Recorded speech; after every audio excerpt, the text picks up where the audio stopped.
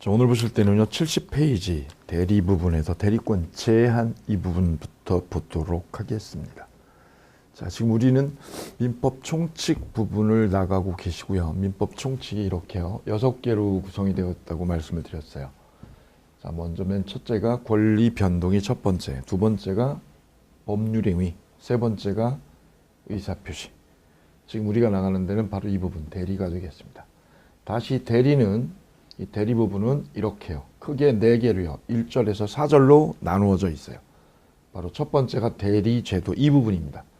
지금 우리가 나가고 있는 곳은 바로 이 부분이 되겠습니다. 대리제도. 자, 본인이 대리권을 주는 것, 대리권을 주는 거를 우리는 수권행위라고 그랬죠. 수권행위. 그러면 대리인에게 대리 권한이 생기죠. 그 대리 권한, 대리권 내지는 대리 권한 이 부분을 지금 우리가 보고 있습니다. 본인이 준 대리권, 그 대리권에 따라서 대리인이 상대방하고 계약을 하게 되는데 그 대리권 이 부분에 대해서 지금 우리가 하나씩 뜯어보고 계세요. 지난주에 했던 부분이 바로 대리권의 범위 부분이었습니다. 범위가 불투명하면 대리권의 범위가 불투명하면 어디까지 할 수 있느냐? 보존행위, 이용 계량 행위를 할 수 있다. 처분행위는 손댈 수 없고 두 번째 지금 대리권의 제한 부분입니다. 이 대리권에 어떤 제한이 있느냐? 바로 이 부분부터 오늘 진행하면 되겠습니다. 교재 70쪽 보실까요? 대리권의 제한, 교재 70페이지에 조문 124조가 있습니다. 124조 자기계약 쌍방대리 옆에다가 금지라고 써주시면 돼요. 자기계약 쌍방대리 금지. 자, 대리는 본인의 허락이 없으면 본인의 허락에 동그라미 해볼까요? 허락이 없으면 본인을 위하여 자기와 법률행위를 하거나 자기와 법률행위 하는 거를 자기계약이라고 그래요. 즉 본인이 준 땅을 팔아달라라고 대리인한테 위임을 했는데 그럼 이 위임받은 대리인이 상대방하고요. 상대방하고 계약하는 거를 여기서 대리를 해줘야 되는데 대리를 해주지 않고 누가 산 거냐? 대리인 자기가 저 땅을 매입을 해버리는 거죠.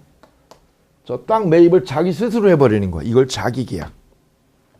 또는 동일한 법률 행위에 관하여 당사자 쌍방을 대리하지 못한다. 거기 밑줄이야. 쌍방 대리 못한다. 즉 이 대리인이 본인도 대리하고 상대방도 대리하고 양다리 걸치는 형태. 이런 쌍방 대리도 하지 말아라 이거죠. 그게 124조 본문입니다. 본문. 따라서 124조 본문은 두 가지를 하지 말라는 거죠. 자기 계약을 하지 말고 이 땅을 대리인 스스로 매입하지 말고 그 다음에 대리인이 본인 쪽과 상대방 양쪽을 대리하지 말아라. 이런 취지. 여기까지가 124조 본문입니다. 그러나 채무의 이행을 할 수 있다라고 돼 있어요. 단서죠. 단서. 그러니까 두 가지죠. 124조는 두 가지예요. 원칙. 자기 계약도 하지 말고 쌍방 대리도 하지 말아라. 그죠? 단 예외가 있어요. 본인의 허락이 없으면 하지 말아죠. 그럼 뒤집으면 뭐냐면 본인이 허락을 하면 자기 계약도 쌍방 대리도 허용이 됩니다. 왜? 허락이 없으면 하지 말라니까 뒤집으면 본인이 허락하면 자기 계약을 해도 된다 이 얘기죠. 그런데 단서에 예외가 있습니다. 예외가. 채무의 이행은 이라고 돼 있죠. 채무의 이행은 할 수 있다라고 돼 있잖아요. 거기서 채무의 이행 앞에 문맥상 그 채무 이행 앞에 생략된 게 있어요. 생략된 게. 바로 다툼이 없는 채무 이행.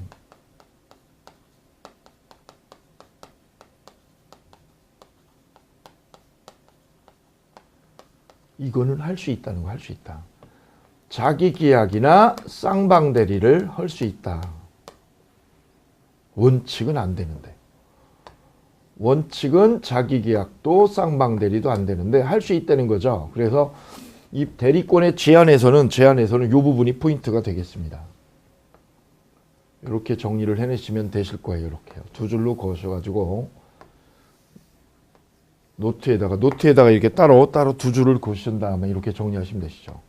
원칙 안 된다. 자기계약 쌍방대리. 예외가 있다. 예외가. 다툼이 없는, 여기서 다툼이 없는, 요게 의미하는 바가 뭐냐 이거죠. 채무이행은 할 수 있다. 채무이행은 할 수 있는데 그 채무이행 중에서 어떤 것만 다툼이 없는 채무이행은 할 수 있다. 그럼 반대로요. 다툼이 없는의 반대말은 다툼이 있는 거. 다툼이 있는 채무이행은 하지 말아라 이거죠. 안 된다는 얘기네요. 이렇게 정리하시면 됩니다. 따라서 여기서 포인트가 되는 거, 출제의 포인트가 되는 부분을 꼽아라 그러면 이 부분이 되는 거죠. 이 부분. 다툼이 없는 거하고 있는 거. 요거를 어떻게 사례로 이해할 수 있느냐. 요 부분입니다. 자, 그러면 책을 통해서 보시죠. 책에 71쪽 오시면 예외가 있습니다. 예외요. 위에 동그라미 2번에 예외 보시겠습니다. 본인의 허락이 있을 때 본인이 허락하면 자기 계약해도 되죠. 두 번째, 단순한 채무 이행의 경우. 단순한 채무 이행은 뭐냐? 변제를 말해요. 변제. 즉 다툼이 없고 변제기가 도래한 채무. 거기 변제기가 도래한 거기에다가 표시해 주시기 바랍니다. 뭐가 도래한 거냐? 변제기가 변제기죠. 변제기가 도래한, 예, 변제기가 도래한 위에다가 이렇게 요주의 표시 따로 넣어주시기 바랍니다. 요주의 이렇게요. 요거는 틀리기 쉬운 것들이에요. 아주 틀리기 쉬운 것들. 따로 구별을 해두시면 공부할 때 아주 유용하실 거예요. 요거 팁이니까요. 아주 중요한 팁입니다. 꼼꼼하게 읽으셔야죠. 이 부분은. 변제기가 도래한 채무이행. 채무이행. 내가 빚 갚을 게 5천만 원 있다. 그 5천만 원에 변제기가 도래한 게 있고요. 반대로 말하면 변제기가 도래하기 전, 변제기가 아직 도래하지 않은 채무, 도래하지 않은 채무 10억 있어요. 10억. 그럼 여기서 다툼이 없는 것, 다툼이 없는 건 뭐를 말하는 거냐? 다툼이 없는 거는 이걸 말하는 거예요. 변제기가 도래해버린 거. 변제기가 도래해 5천만 원. 이 5천만 원은 어차피 갚아줘야 될 돈. 이거는 다툼이 있을 수가 없어요. 그래서 요거는 자기 계약을요. 자기 계약을 할 수가 있다. 할 수 있다는 얘기죠. 반대로 밑에 있는 거 변제기가 도래하기 전인 거. 아직 변제기가 도래하려면 시간이 남아있단 말이죠.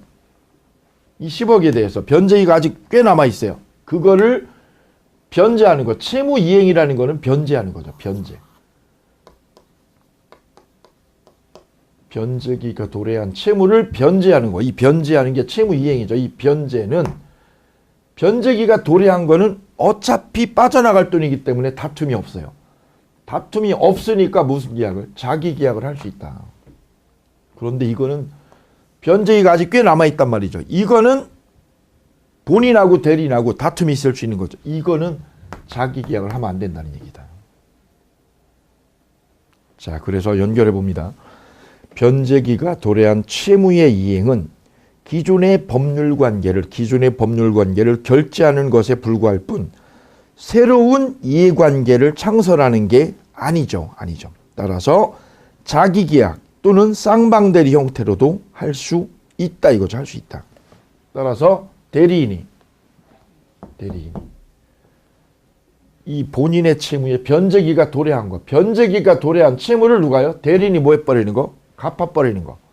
갚아버리는 거는 할 수 있다. 왜? 변제기가 도래했기 때문에. 여기가 출제 맥이 되겠다. 여기가 출제 맥입니다.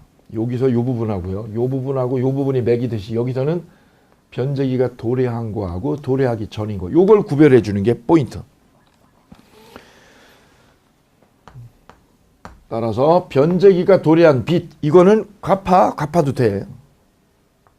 두 번째, 우리 책이 예시하고 있는 두 번째 예시는요. 매매 계약을 원인으로 하는 소유권 이전 등기 신청. 등기 신청은 쌍방대리가 허용됩니다.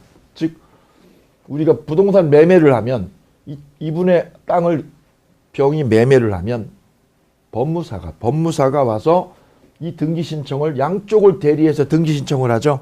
이거는 다툼이 없다. 그래서 법무사 두 사람이 원래는 이분 대리사, 이분 대리하는 분, 이분 대리하는 분 두 분이 와야죠. 근데 그렇게 하지 않고 한 사람이서 어떻게 해요? 양쪽을 대리하죠. 뭐 할 때? 등기 신청하는 거. 이거는 쌍방대리를 해도 큰 다툼이 없으니까 허용이 된다. 그래서 쌍방대리가 되는 게 쌍방대리가 허용되는 거 예외적으로 허용되죠. 언제요? 다툼이 없는 거. 다툼이 없는 채무이행. 이거는 쌍방대리가 먹히는 거죠. 그게 이거다 이거죠. 변제기가 도래한 거. 변제기가 도래한 변제, 채무 변제. 이거는 허용이 되죠. 두 번째가 등기 신청하는 거. 법무사가 등기 신청하는 행위. 이것도 쌍방대리가 된다. 이건 자기계약이 되는 대표적인 형태. 이건 쌍방대리가 되는 대표적인 예시죠. 예시. 등기 신청은 법무사가 한 사람이 양쪽을 대리하더라. 여기를 짚어주시는 게 여기에 맥이 되겠습니다. 그 다음 방가로 3번 위반의 효과. 이거 자기계약 쌍방대리를 위반하면 무권대리가 됩니다. 무효가 아니라 무권대리가 됩니다. 무권대리. 그거 조심하시기 바랍니다. 위반하면 무효가 아니다. 무권대리 위에다 무효 그럼 틀립니다. 무효가 아니라 무권대리로 된다. 예, 그렇게 보시면 되고요. 4번 있는 거는 그냥 참고로 보시면 되겠습니다. 그 다음 공동대리. 자, 첫 번째 대리권의 제한은 자기계약이나 쌍방대리를 하지 말아라. 이게 제한이었고요. 두 번째 제한 사유는 뭐냐면 대리인이 수인인 때 119조. 대리인이 여러 명이면 여기 세 사람이면 이 대리인이 세 사람이다. 갑의 대리인이 세 사람이다. 그러면 각자가 본인을 대리합니다. 오케이. 각자 대리 원칙이다. 거기 별표합니다. 각자 대리. 공동대리다. 각자 대리다. 공동대리가 아니고 무슨 대리요? 각자 대리입니다. 위에다 씁니다. 공동대리 한다 그러면 꽝입니다. 공동대리 한다. 우리 시험에 아주 잘 나왔던 거예요. 공동대리 X. 무슨 대리? 각자 대리가 원칙이다. 그래서 대리권 제한에는 두 가지가 있어요. 자기계약하지 말고 각자 대리해라. 여러 명이면 각자 대리.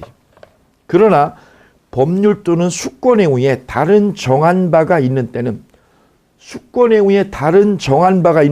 그 말은 뭐예요? 각자 대리하지 말고 공동으로 대리해라. 라고 수권을 했다면 그때는 각자 하지 말고 공동으로 해라 이거죠. 오케이. 그러니까 원칙은 뭐냐? 각자 대리. 그래서 두 가지요. 대리권 제한에서 124조의 자기계약 쌍방대리 금지. 두 번째요. 각자 대리 원칙 두 가지 보셨습니다. 다음 대리권의 소멸.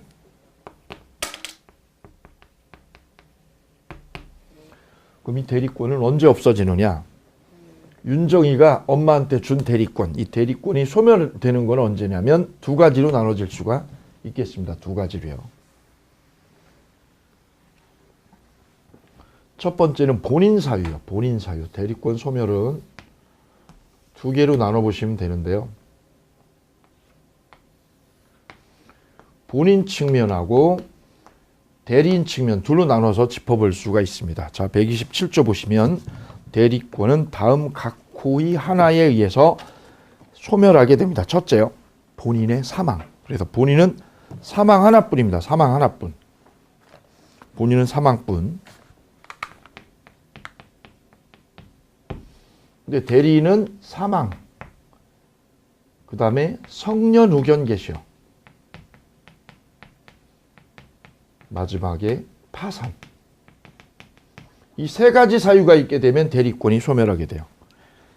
여기서 유념할 거는 본인은 딱 하나뿐이에요. 사망뿐이라고 거기다 써주시면 절대 헷갈리잖아요. 사망뿐. 여기에 본인의 성년후견 계시요. 성년후견 계시나 파산. 본인의 파산이나 성년후견 계시는 아니라는 거. 이거 조심하셔야 돼요. 시험에 잘 나오는 거니까 함정으로. 함정 잘 파는 거. 본인의 파산으로 대리권을 소멸한다. 틀린 거죠. 본인은 뭐뿐이에요? 사망뿐이에요. 대리인은 세 가지죠. 사망, 성년후견 계시, 파산. 그래서 사성파예요. 옆에다 정리합니다. 머리 글자 정리합니다. 머리 글자 성, 파 세 단어. 여기 또 하나 정리해. 요 주의할 것 여기 남았습니다. 사성파에 의해서 대리권은 소멸합니다. 여기서 127조 대리권에 소멸할 때 대리권 소멸은 임의대리하고 법정대리 공통이에요. 이거는 임의대리, 법정대리 다 해당되는 거예요. 임의대리냐 법정대리냐 다. 그런데 128조로 가면 임의대리의 종료 사유를 따로 뒤에다가 128조에 따로 규정했어요. 이거는 그러면 임의대리 법정 공통이죠. 사성파는 임의대리 법정대리 공통이고 128조는 임의대리만 대리권 소멸 사유에 해당되는 게 있어요. 그걸 딱 끄집어내시는 게 샤프한 공부. 법률 행위에 의해서 수여된 대리권, 법률 행위로 수여된 대리권이 바로 임의대리죠. 전조의 경우 외에 원인된 법률관계 종료. 원인된 법률관계 종료라는 건 뭐냐? 위임계약이 해지가 된 거. 위임계약이 종료가 됐다. 위임계약이 종료가 되면 대리권은 끝나지요. 거기 써보겠습니다. 위임계약 종료. 또 법률관계 종료 전에, 위임계약 종료 전에 수권행위를 철회하면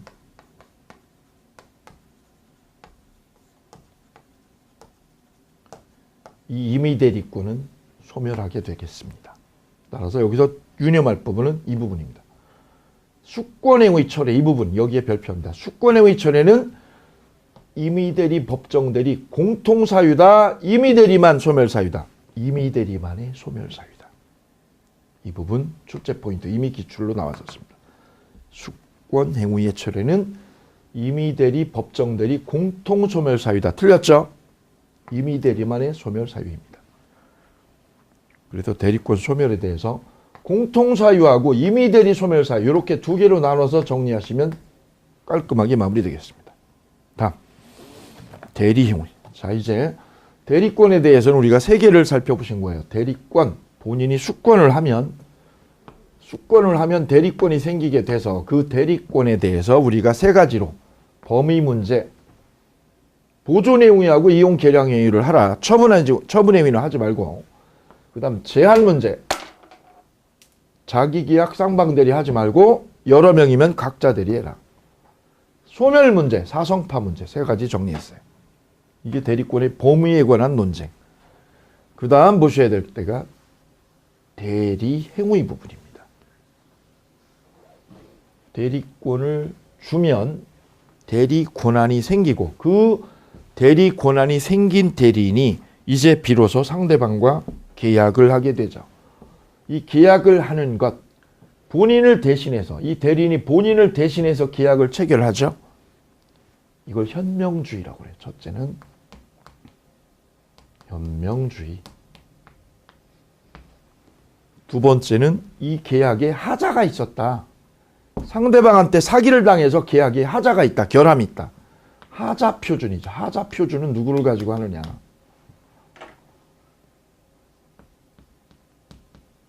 하자 표준 문제. 그 다음 세 번째 대리인의 능력 문제요.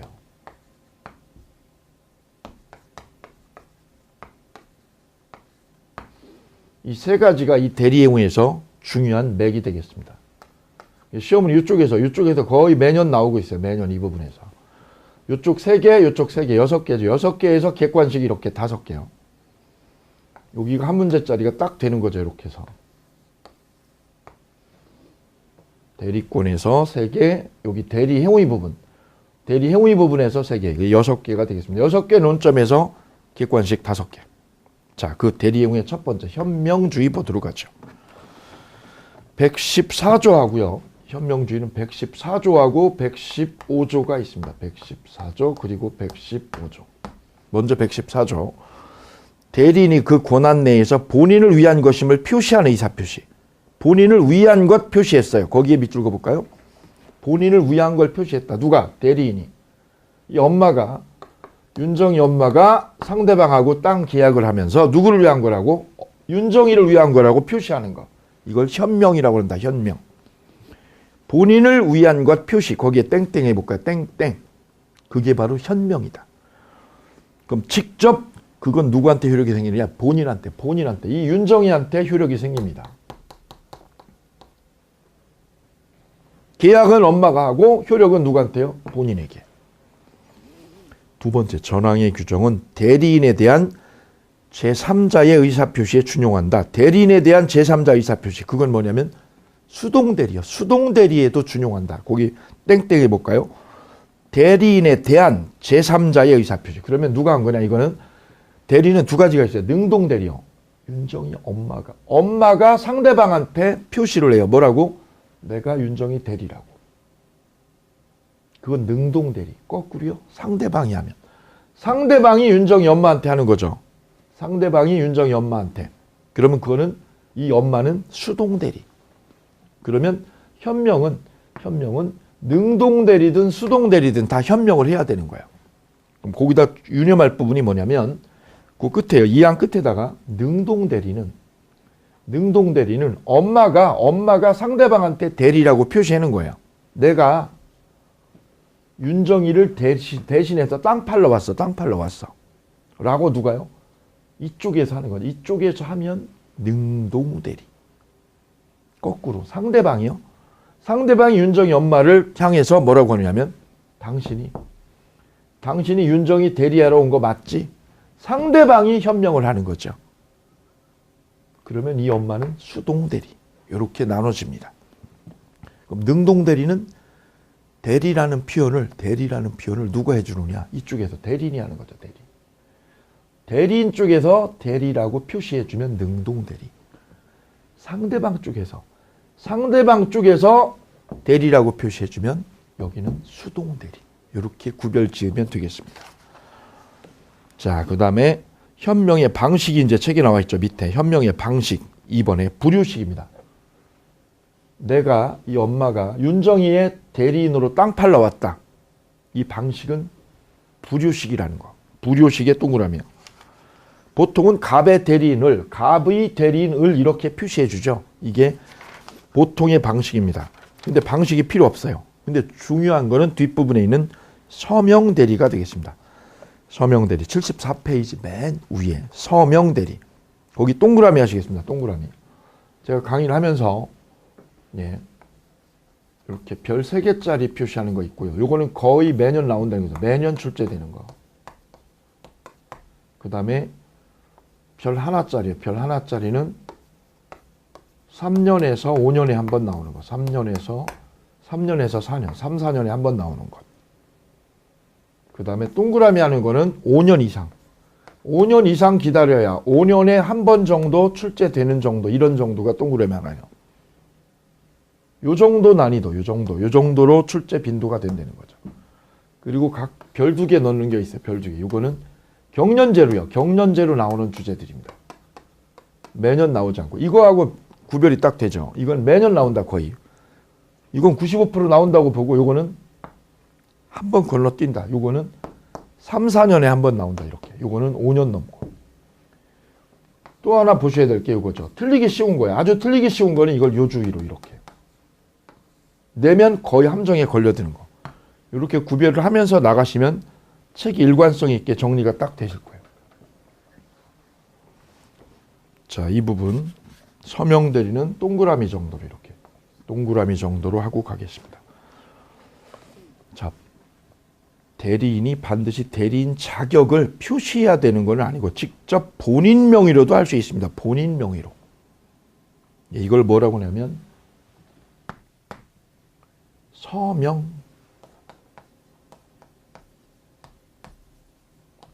대행이라고 그래요. 대행.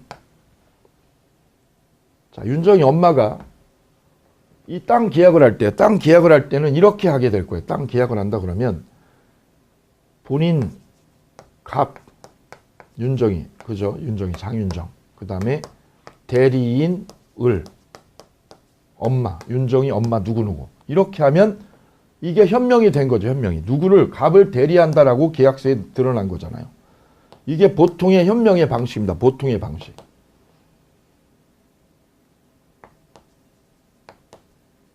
그런데 서명대행, 지금 보는 서명대행은 윤정이 엄마가 이 상대방하고 이 땅 계약을 하면서 윤정 이름을 쓰는 거예요. 이름을. 장윤정이라고 이름을 쓰는 거죠. 그럼 여기다가는 어떻게 해야 되냐면 원래는 장윤정의 대리인 누구 이렇게 써야죠. 장윤정의 대리인 누구. 근데 그렇게 하지 않아요. 서명대행은. 어떻게 하는 거냐면 장윤정이라고 이름을 쓴다. 여기다 이름은. 그리고 대리인이라는 표시를 안 해버려요. 이 대리인 표시를 안 해버려요. 엄마 이름을 안 쓰는 거죠. 그냥 윤정 이름만, 본인 이름만 쓰는 거예요. 본인 이름만.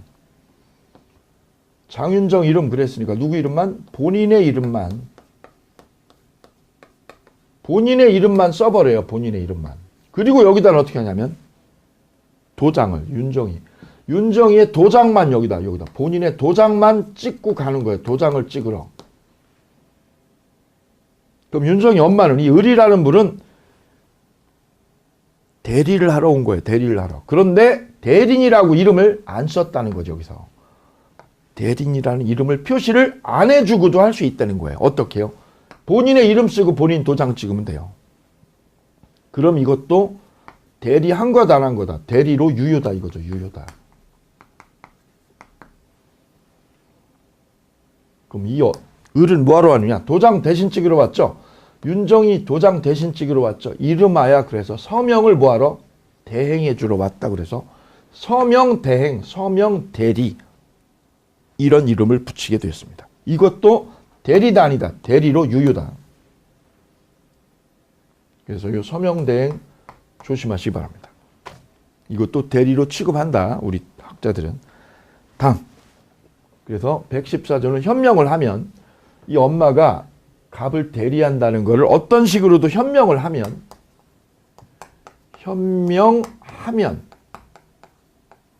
효과는 누구한테 생겨요? 본인한테. 저 갑한테 효과가 생기죠. 갑에게. 반대로 이렇게든 갑의 대리인이라고 또는 본인의 이름을 쓰고 도장을 찍든 이렇게 현명을 해야 되는데 안 하면 비현명하면 어떻게 될까요? 대리라고 표시를 안 해주면 엄마가 대리인이라고 표시를 안 해주면 어떻게 처리할까요? 이게 115조. 보실까요? 본인을 위한 것임을 표시하지 아니한 행위. 표시하지 아니한 행위를 비현명이라고 그래요. 써볼까요? 비현명. 볼까요? 대리인이 본인을 위한 것임을 표시하지 아니한 때는 그 의사 표시는 누구를 위한 걸로 보냐? 자기를 위한 걸로 봅니다. 자기를 위한 것. 자기니까 누구요? 대리인입니다. 대리인 을을 위한 걸로 추정한다, 본다. 여기서 본다의 별표입니다. 본다 여기다가 표시합니다. 요주의 표시요. 요주의. 추정한다 그럼 틀립니다. 추정한다. 시험은 추정한다로 여러 번 나왔었어요. 추정이 아니라 본다. 간주예요. 간주니까 뭐예요? 그대로 효과가 생겨요. 누구한테? 대리인에게. 그래서 현명에서는 두 가지요. 현명하면 본인 책임, 현명 안 하면 대리인 책임. 끝. 그러나 상대방이 대리인으로서 한 것임을 알았거나 알 수 있었다.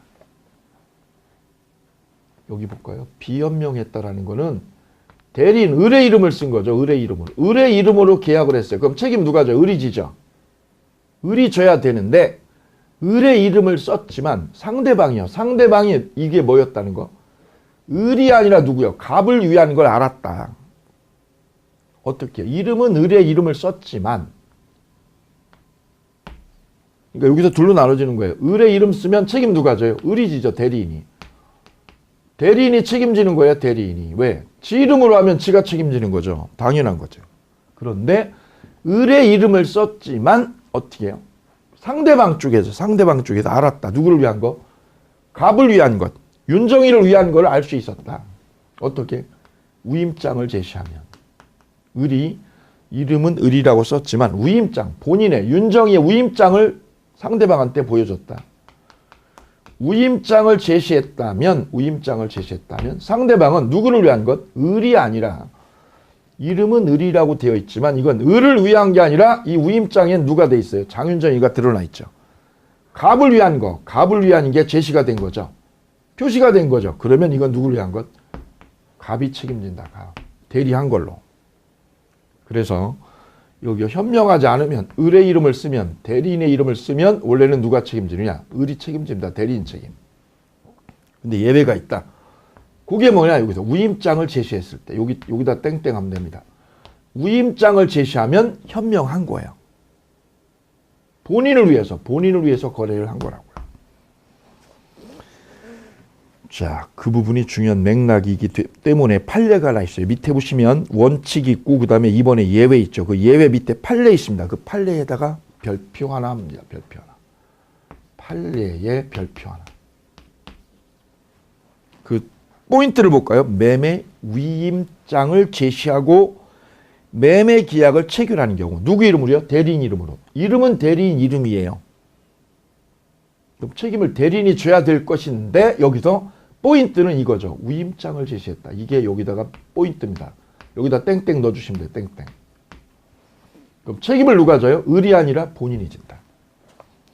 매매 위임장을 제시하고 매매 계약을 체결한 자는 특별한 사정이 없는 한 소유자를 뭐 한 거예요? 대리해서 매매한 거로 인정이 됩니다.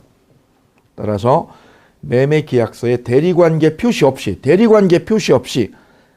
자신의 이름이 뭐야? 대리인 이름. 거기다 써주세요. 대리인 이름을 기재했다 해서 그것만으로 타인 물건을 매매한 거로 볼 수는 없다. 즉 대리를 한 거다 이거죠. 대리한 거다. 뭘 제시하면? 위임장을 제시하면. 그럼 책임은 을이 지는 게 아니라 누가 집니다? 갑이 집니다. 이 판례의 핵심은 이거죠. 그래서 현명에 대해서 현명했을 때 안 했을 때가 둘로 나누어서 114조, 115조로 정리하시면 됩니다. 다음 대리행위의 하자표준입니다. 하자표준.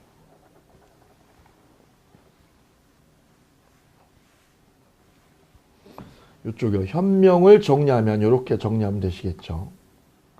현명을 정리하면 노트로 정리하면 이렇게 두 줄로 114조, 115조. 현명하면 누구 책임? 본인 책임. 비현명하면 누구 책임? 대리인 책임. 대리인을 위한 거로 본다. 대리인 위한 거로 본다죠. 본다. 근데 여기에 예외가 있죠. 예외. 대리인이 아니라 누구를 위한 거? 갑이. 본인을 위한 거를 보는 경우가 있죠. 언제요? 위임장 제시했을 때. 위임장 제시하면 본인 책임. 이것만 기억해 주시면 되겠습니다. 자, 여기에 현명 문제. 그 다음에 보실 때가 하자표준 문제. 하자표준 부분. 자, 이 부분은 별세기 합니다. 예, 요게 이쪽에서 아까 현명하지 않으면 대리인을 위한 거로 본다라고 그랬죠. 그게 별 하나짜리였다면 이거는 별 3개짜리예요. 자, 하자표준 보시겠습니다. 먼저 개요를 먼저 보시죠. 개요를. 자, 이 계약에 갑의 대리인 을이 엄마가 상대방과 계약을 했을 때 이 계약에 하자가 있었다. 하자가 있었다는 것은 사기나 강박이 있었다. 그럼 계약이 결함이 있는 거죠. 의사결정에 하자가 있었다 이거죠. 그러면 이거는 두 가지 측면으로 접근에 들어갈 수 있어요. 첫째, 대리인 쪽에서 상대방을 속였다. 이건 대리인이 사기나 협박을 한 거예요. 그럼 상대방이 협박을 당했고 얘가 한 거죠. 거꾸로요. 거꾸로. 상대방 쪽에서 어떻게 했다 이걸? 사기나 강박을 했다 이렇게요.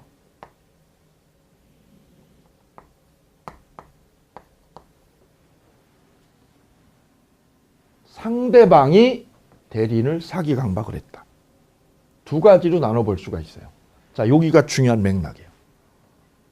자, 그러면 이 계약에서 사기를 당했다. 협박을 당했다. 그렇다면 이거는 누가 사기를 친 걸까요? 협박을 당했다. 이쪽에서. 바로 상대방이죠. 상대방이 대리인을 공갈 협박을 했다. 이래서 계약이 이루어졌다면 이 대리인은 사기를 당한 거예요. 당한 거예요. 이때 표준이 되는 건 여기서 대리인을 가지고 이 계약에 협박이 있었냐 없었냐 이것 따질 거냐 본인 가지고 따질 거냐 이런데 우리 민법은 대리인을 표준으로 삼아라 이렇게 입법을 해놓았습니다. 이게 바로 대리예공의 하자 표준입니다. 자 보실까요? 의사표시의 효력이 의사의 흠결의 땡땡이요. 흠결. 두 번째요. 사기 강박. 여기 기억, 여기 니은. 다 살아나셔야 돼 이게. 나중에 심화학습에서 이걸 다 살려내야 돼. 이 뜻을. 사기 강박. 그 다음에 어느 사정. 어느 사정의 디귿이 어느 사정. 어느 사정을 알았거나 또는 과실로 알지 못한 것으로 인하여 영향을 주어요 받아요 받을 경우 의사의 흠결이나 사기강박이나 어느 사정을 알았느냐 이것에 의해서 영향을 뭐 할 경우 줄 경우가 아니라 받을 경우죠. 받을 경우. 받을 경우라는 거는 상대방이 사기나 협박을 쳤다는 거예요. 그 사실의 유무, 그 팩트의 유무는 대리인을 표준으로 결정합니다. 그래서 끝에다 씁니다. 대리인 표준설이라고 그래요.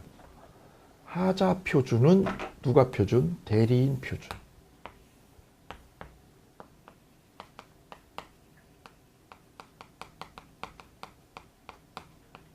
이렇게 정리합니다. 대리인을 표준으로 결정한다. 그래서 대리인 표준설이에요. 대리인 표준설. 왜? 현장에 있는 거는 대리인이니까. 그런데 중요한 거는 조심할 게 있어요. 조심할 거 여기서. 조심할 거는 취소권이에요. 취소권은 누구한테요? 대리인이 아니라 누구한테요? 본인에게 생깁니다. 본인에게. 본인에게 생겨요. 본인에게. 하자 표준은요. 하자 표준은 대리인이에요. 하자가 있냐 없냐는 대리인인데 그 계약을 취소하냐 마냐 이건 본인이 결정한다. 본인이. 요거하고 이게 틀리죠. 이쪽이. 요 부분이 달라졌어요. 즉 상대방이 여기 대리인을 협박을 했다. 이렇게 협박을 했다.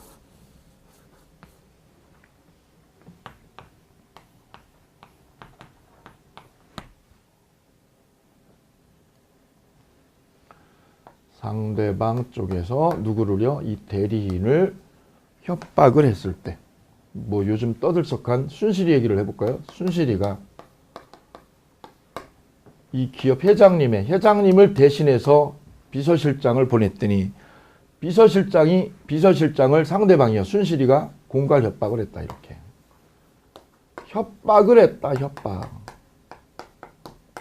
주식을 절반 정도는 우리한테 넘겨라. 안 넘기면 세무조사를 시켜버리겠다. 세무조사 시켜가지고 회사 없애버리겠다. 이렇게 공갈 협박을 했다. 이쪽에서. 그럼 협박은 상대방이 한 거죠. 그러면 이쪽에서 겁을 먹어서 의사결정을 똑바로 못하게 되죠. 바로 이 계약에 하자가 생기죠. 하자가. 이 계약에 하자가 있었냐. 즉 협박에 의해서 계약이 하자가 있었냐 없었냐는 누가 기준이냐. 이분이 기준이다. 대리인이 기준이다. 왜? 현장에 나와 있는 사람은 대리인이죠. 회장님은 현장에 없어요. 이분은 골프 치고 있죠. 따라서 이 계약에 하자가 있냐 없냐 표준은 무조건 대리인 가지고 따져라 이 얘기죠. 그럼 거꾸로요. 이 얘기를 하면 이렇게 되는 거죠. 갑은 협박을 안 당했다. 회장님은 협박을 안 당했어요. 왜? 현장에 없었으니까. 이 순실이 쪽에서 보낸 사람들이 여기를 대리인을 가지고 협박을 했어요. 너 묻어버리겠다. 세무조사 시켜버리겠다. 여기를 가지고 협박했어요. 그러면 대리인은 협박을 당했죠.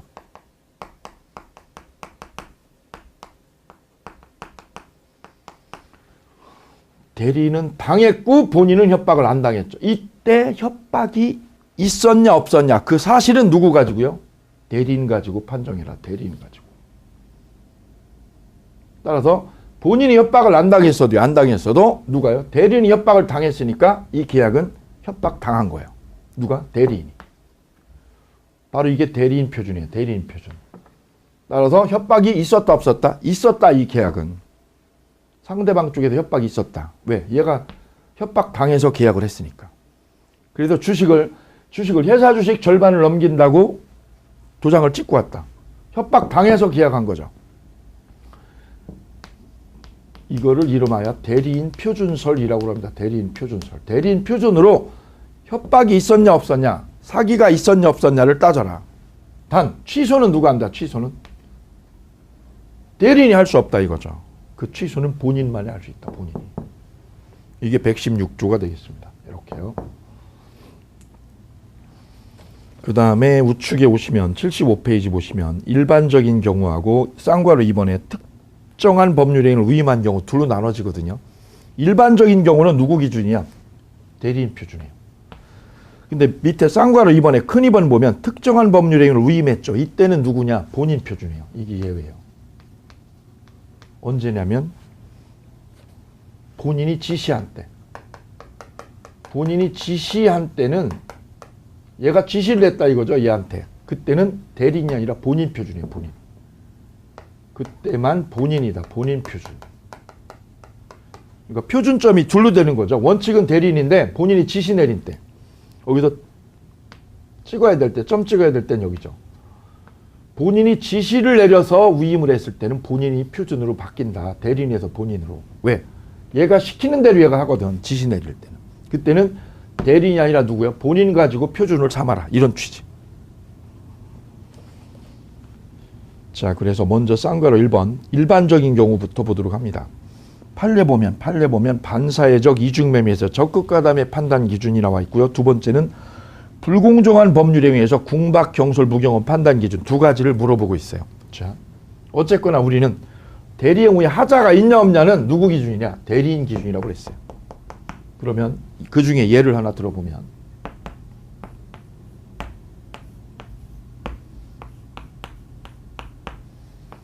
갑의 땅을 병에게 매매하는데 을이 어떻게 했냐면 대리인이 계약을 했어요. 근데 이 계약이 불공정 계약이었다. 불공정 거래.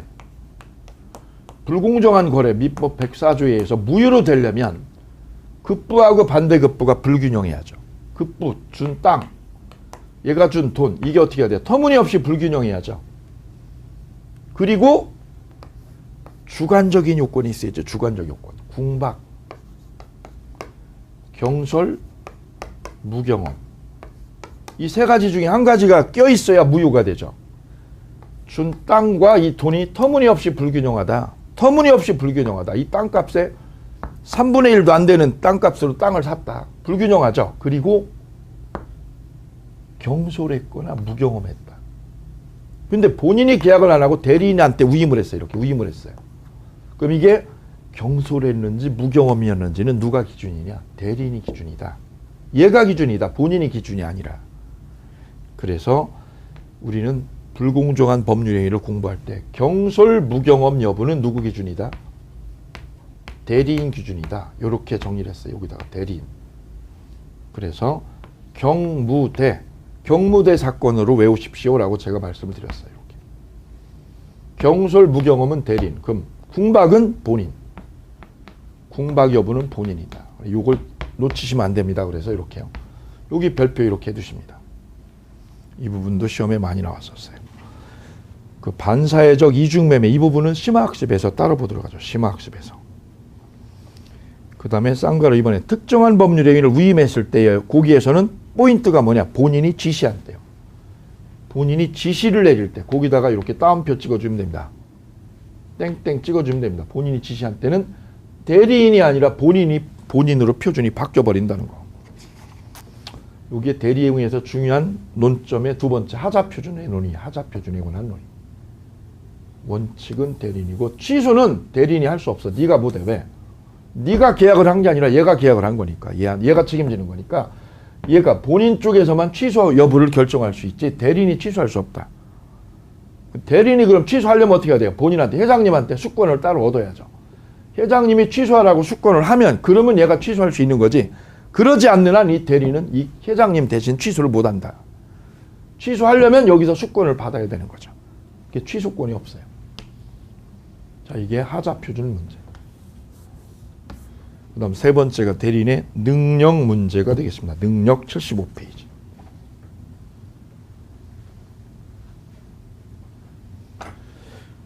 자, 조문을 먼저 보도록 하겠습니다. 뒤에 가면 조문 117조가 있어요.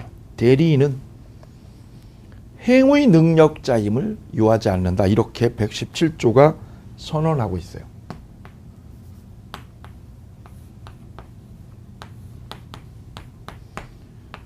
이 대리인은 뭐를 요하지 않는다? 행위 능력자임을 요하지 않는다. 무슨 말일까 이게? 여기에 심오한 게 들어있어요. 심오한 게. 그 반대로요. 반대로. 대리인은 이 계약을 할 때 의사결정을 누가 하나요? 의사결정을. 대리인 쪽에서 하죠. 따라서 대리인은 위에다 써볼까요? 위에다가. 조문에는 행위 능력자임을 요하지 않는다고 그랬죠. 위에다 써볼까요? 1번 의사능력은 그러면.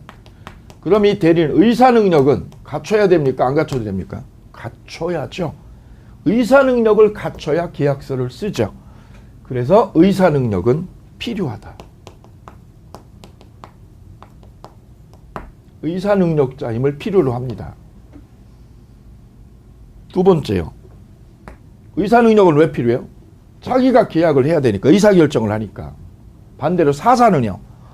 사자는 얘가 의사결정을 하는 게 아니라 얘가 결정한 걸, 본인이 결정한 거를 심부름만 하죠. 심부름만. 그때는 사자는 의사능력이 필요 없다고 그랬어요. 근데 대리는 의사결정을 자기가 내리기 때문에 의사능력이 꼭 필요하다. 기출문제. 그러면 행위 능력 필요하다? 필요 없다 이거죠. 행위 능력자임은 필요 없다 이거죠. 필요 없다. 요게 의미하는 바는 뭐냐 이거죠. 요게 의미하는 바는 행위 능력자임을 필요로 하지 않는다 이 얘기지요.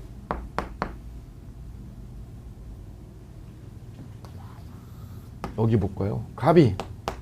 보통은 우리가요, 대리인한테 대리권을 줄 때는 나보다 똑똑하고 일 잘하는 사람한테 대리권을 위임하죠. 그래야 이 계약이 좋은 계약이 나오죠, 결과적으로. 그게 일반적이죠, 일반적이죠. 나보다 뭐한 놈? 난 놈한테 대리권 주지. 그래야 이 계약이 좋은 계약이 나올 거 아니에요. 내가 해야 될 소송을 누구한테? 변호인한테 맡겨요. 왜? 나보다 난 놈이니까. 근데 굳이 이 본인이 누구한테요? 못난 놈한테 대리권을 위임을 하면, 못난 놈한테 대리권을 위임하면 그걸 막아요, 못 막아요? 막을 수가 없는 거지. 왜? 본인이 준다는데 본인이. 누구한테요? 못난 놈한테, 이 못난 놈한테. 행위 능력이 없는 사람한테. 행위 능력이 없는 사람. 예컨대 제한 능력자죠, 제한 능력자.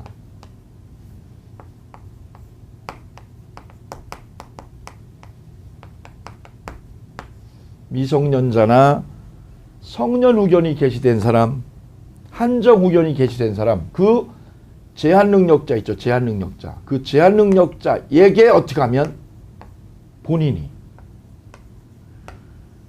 제한 능력자에게 뭘 주면 대리권을 위임을 하면, 그 말은 뭐예요? 못난 놈에게. 이 표현이 조금 그렇지만 이해를 위해서 제가 표현을 빌린 거예요. 못난 놈에게 대리권을 굳이 준다면 이거를 막을 수가 없죠. 왜? 본인이 주겠다는데. 본인이 이렇게 위임을 하면, 이분한테 주면 이거는 누구도 막을 수 없어요. 왜? 본인이 준 거니까. 본인이 주겠다는 거죠. 주지 마라고 옆에서 조언을 해도 주지 마. 거기 바보야. 걔 정신이 오락가락해. 걔한테 주지 마. 그래도 주겠다는 거지. 누구한테요? 제한 능력자에게. 미성년자이거나 성년 후견이 개시되거나 한정 후견이 개시된 이런 사람한테 대리권을 준다는 거죠. 주지 말라고 말려도 준다는 거지. 그러면 이건 막을 수 없죠. 그래서 이 제한 능력자가 상대방과 계약을 하면, 매매 계약서를 썼어. 매매 계약을.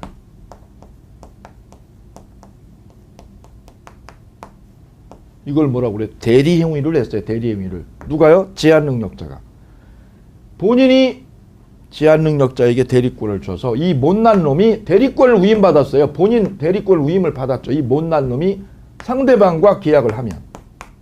이런 얘기예요. 이런 얘기. 지금 이 얘기가. 이 얘기의 쟁점인 즉슨 이런 얘기가 구성이 된 거예요. 지금. 보통은 나보다 난 놈한테 해줘야 되는데 지금 누구한테요? 못난 놈에게 본인이 대리권을 줬다는 거지. 옆에서 말려도. 그럼 대리권이 생겨야 안 생겨요? 생기죠. 위임을 했으니까 대리권 생기죠. 그래서 매매 계약을 했어요. 매매 계약을. 그러면 이 계약에 대한 책임은 본인이 져야 안 져요? 져야 되는 거지. 왜? 본인이 못난 놈에게 준 거는 누구 탓? 본인 탓이지. 본인 탓이지. 본인 탓. 이 계약이 설령 엉망으로 계약이 되었었어도 이 계약이 엉망으로 된 계약이어도 책임은 누가 져요? 본인이 져요. 왜? 본인이 줬잖아. 얘네들한테. 못난 놈한테. 그래서 이 본인은 이때 본인은 이렇게 일이 된 거. 이 계약이 엉망진창인 계약이 된 거. 이 계약이 불합리한 계약이 됐어도 이 계약은 본인이 어떻게 해야 돼요? 책임을 져야 되는 거예요. 본인이 책임을 져야 되는 거예요. 왜? 본인이 준 거잖아. 못난 놈한테. 이때 중요한 포인트는 이 본인이 이 매매 계약을 쓴 사람이 누구일 때요? 제한능력자다. 얘가 제한능력자 아니냐? 제한능력자가 한 계약은 우리가 뭐라고 공부했어요? 취소할 수 있어요. 원래. 제한능력자가 한 계약을 뭐 할 수 있다고요? 절대적 취소사유죠. 취소사유. 그런데 그게 본인이었다면 얘가 제한능력자라면 이거 취소할 수 있어요. 얘가. 그런데 지금 누가요? 대리인에게 준 거죠. 누구한테요? 미성년자나 성년자나 한정재산자에게 본인이 대리권을 위임을 했단 말이죠. 옆에서 만류해도 이때 이 매매 계약을 갑이 대리인 의뢰 뭐를 이유로요? 제한 능력을 이유로.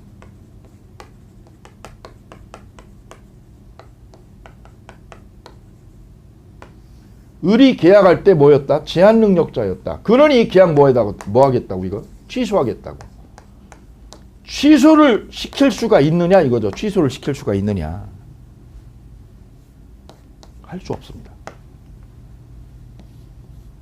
아니 제한 능력자는 취소할 수 있는 거 아니에요?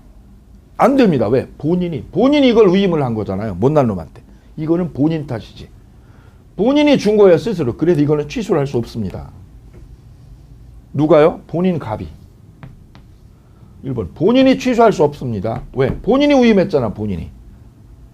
그럼 본인이 감수를 해야죠. 본인이 이거 저지른 거는 본인이 감수해야죠.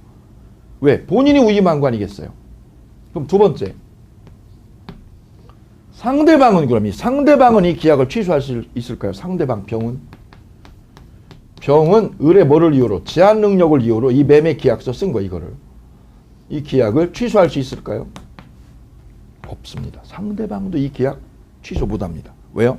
상대방이 제한 능력자가 아니거든요. 얘가 미성년자도 아니고 성년 의견이 게시된 사람이 아니기 때문에 상대방도 계약을 취소할 수 없는 겁니다. 상대방.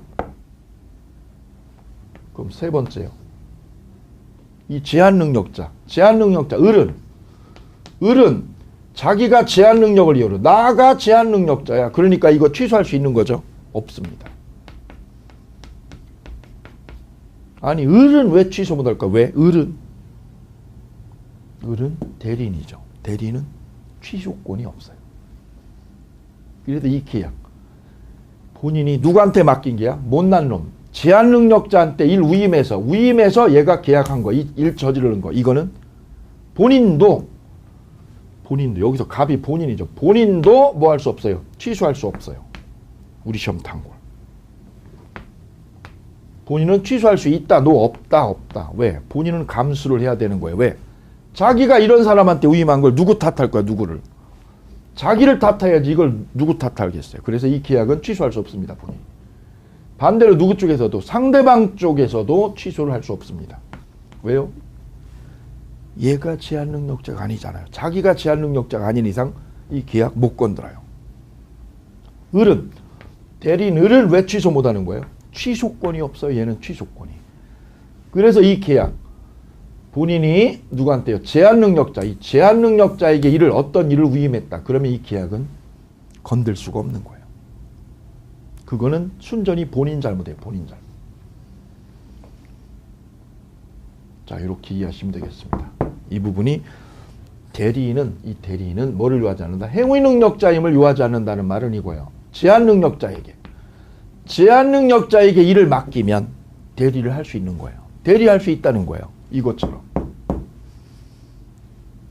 그래서 대리는 의사능력은 필요하지만 행위능력까지는 필요 없다는 거죠. 행위능력은 필요 없다. 왜? 본인이 위임을 하면 이 사람한테 미성년자한테 일을 주든 성년 의견이 개시된 사람한테 일을 위임을 하든 얘는 대리인이 되는 거예요. 그래서 한 계약은 본인도 상대방도 이건 취소할 수 없다. 본인은 감수를 해라. 왜 감수해라? 네가 이런 사람인 걸 알고 위임을 한 거니까. 단 여기서 하나 주의할 게 있어요. 주의할 게. 이거는 본인이 줄 때부터요. 위임할 때부터 이분이 제한능력자였어요. 위임할 때부터죠. 할 때부터 미성년이고 성년자이고 제한능력자죠. 그럼 이 계약은 그대로 그냥 흘러가는 거예요. 취소 못하고. 그런데 주의할 거는 갑이 을한테 위임할 때는 이 양반이요 멀쩡했어요. 정상인이었어. 정상인. 완전한 정상인이었어요. 그걸 믿고 일을 맡긴 거죠. 똑똑한 놈인 줄 알고. 그랬더니 얘가요 위임받고 나서 머리가 횟가닥 돌아가지고 이상한 사람이 됐어요. 비정상인이. 제한능력자로 됐어요. 위임 후에.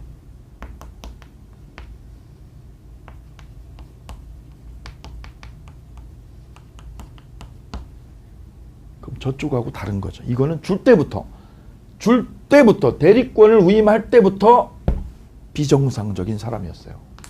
누구였어요? 제한능력자였어요. 대리권을 위임할 때부터. 이거는 본인 잘못이기 때문에 이 계약은 취소 못한다고. 근데 이거는요. 위임 당시에는 정상인이었다가 뭐하고 나서 위임한 후에 위임하고 나서 이 을이 뭘로 바뀐 거예요? 을이 제한능력자로 바뀐 거죠. 그럼 줄 때는 똑똑했는데 나중에 보니까 이게 이상한 사람이 됐어. 미쳐가지고. 그러면 갑이 어떻게 하면 되느냐면 이 을이 대리권 소멸이 돼요. 이렇게. 대리권 소멸이 되잖아요. 그죠? 사망, 성년 의견 개시, 그 다음 파산일 때. 특히 요거에 해당되면 성년 의견이 개시되었다. 그러면 대리권 소멸이 되죠. 그럼 대리권을 어떻게 하면 돼요? 뺏어버리면 돼요. 이분의 대리권을. 대리권을 뺏어버려서 일을 못하게 할 수 있죠. 그거는 뭐냐면 위임 당시에는 정상인이었다가 위임 후에 비정상인으로 바뀐 거고, 이거는 그게 아니라 위임할 당시부터 뭐였다? 제한능력자. 제한능력자였다면 이 계약, 제한능력자가 한 계약은 뭐 할 수 없다 이거? 취소를 못한다. 못한다 이거죠. 못한다. 왜? 본인이 위임을 한 거니까. 그래서 이 대리인은 뭐를 요하지 않는다? 행위능력자임을 요하지 않는다. 즉 못난 놈도 비정상인도 대리인이 될 수 있는 거예요. 못난 놈도 비정상인도 대리인이 될 수 있다. 왜? 본인이 뭐하면 위임해주면. 그래서 계약하면 이거를 본인이 건들 수 없다. 취소할 수 없다. 이렇게 연결이 됩니다. 이렇게. 자, 이 부분이 대리인의 능력 부분이 되겠습니다. 자, 그래서 대리권에서 중요한 맥락 6가지요. 범위, 제한에서 자기계약 쌍방대리 하지 말아라. 그리고 소멸해서 사성파 있어요. 사성파. 그리고 현명하면 본인 책임지고 비현명하면 대리인 책임진다. 요거 보셨고, 그 다음에 하자표준은 대리인이다. 대리인. 취소는 누가 하고? 본인이 한다는 것까지 연결했고요. 능력에서, 이 대리인의 능력에서 의사능력은 대리인한테 필요하다. 왜? 의사결정해야 되니까. 근데 뭐가요? 행위능력은 필요 없더라. 여기처럼 못난 놈도 대리인이 될 수 있어요. 왜요? 본인이 찜하면 그럼 얘는 뭐예요? 찜 당한 거죠. 나 못난 놈인데 본인한테 찜 당하면 뭐가 돼요? 대리인이 되는 거예요. 대리인이. 그리고 못난 놈도 제한능력자도 찜 당하면 대리인이 될 수 있고, 그러면 얘가 한 계약은 본인이 뭐 할 수 없다? 취소할 수 없다. 왜? 본인이 찜했잖아요. 이 바보 같은 사람을 본인이 찜했기 때문에 이건 취소할 수 없는 겁니다. 이렇게 연결이 됩니다. 그래서 대리권의 범위에서부터 여기 대리인 능력까지 여기에 딱 한 문제짜리입니다. 여기까지 딱 한 문제짜리. 자, 이래서 대리제도에 대해서 살펴보셨습니다.